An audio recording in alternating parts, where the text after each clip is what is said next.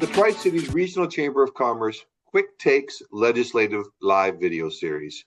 My name is Matt Murphy. I'm the Government and Regional Affairs Director for the Chamber. And in this series, we're going to share quick visits with our local legislators.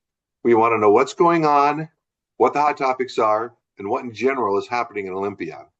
I want to thank the Tire Factory and MacKay Sposito for their support of this series as policy engagement partners. Today, we're joined by Representative Deb Manjarrez, the newly elected representative from the 14th Legislative District. Welcome, Representative Manjarrez. Thank you. Thank you for having me today. Yeah, it's great. We spent the last, yesterday, I had an opportunity to visit with you a little bit. And so you are going into you're wrapping up your second week of a 105-day legislative session. So what do you think so far? Well, it's a place that's got lots of moving parts. I'm meeting lots of really great people. I feel like I'm in college a little bit. Let's see, what committee do I need to go to? What class do I need to go to next? Learning lots and meeting lots of really great people. Yeah, I suppose that's an aspect I hadn't even thought about. I remember when I was even in high school, you're walking around with your schedule in your hand, wondering what room you were supposed to be in and what time you were going to be there and all that other stuff. So I bet you that is really tricky. So along those lines, there are a lot of meetings. You're probably wandering around the halls a little bit of the Capitol. Lots of bills and things going on. So has there anything that's really caught your attention or anything that, so far you feel strongly about? Well, so, my first bill that I have dropped is a bill to remove sales tax on prepared food. So, we have no sales tax on grocery food right now. And we haven't given our people in Washington State a tax relief for a really long time. So I feel strongly about that. No, I think that's going to affect everyone. You got the mom and dad coming home from soccer, want to grab the kids something at a drive-through, and those costs have gone up. We don't need to add 8 to 10% of that. So I'm hoping that will get, we'll do some kind of a tax relief. The other thing is, so what I've noticed is there's lots of tax increases around here. Mm-hmm. And I just think, and you remember my background is that of a certified public accountant.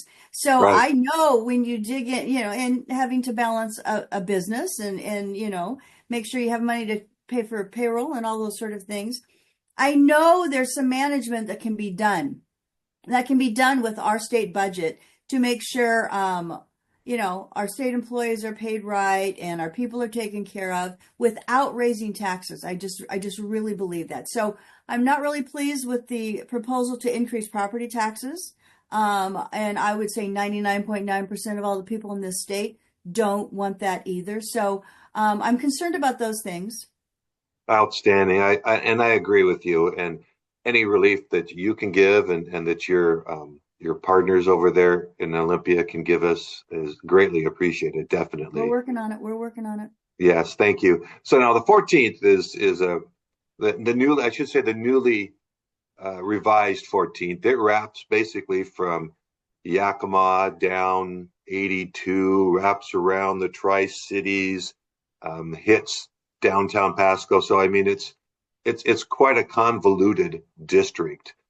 So being as large as it is and kind of spread out as it is there a common thread that pulls together your district?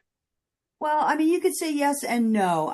That district is some of the richest farmland in the state, the Yakima Valley, and all really good people. That's the connection, all really good people. You also could make an argument that, no, the community in Pasco is different from the Yakima Valley community. And, we go from Lisle, Washington, which is down by Goldendale, all the way up to Findlay. So, no, it is sort of a strange district, but I look forward to serving them all. And and so far from what I've seen and what I've heard, you're doing a great job at that. So we appreciate that. Thank you.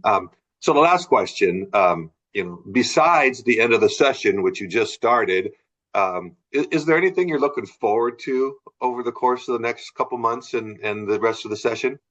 Well, we haven't had any floor action yet. When things finally get to the floor, I'm actually very excited about that.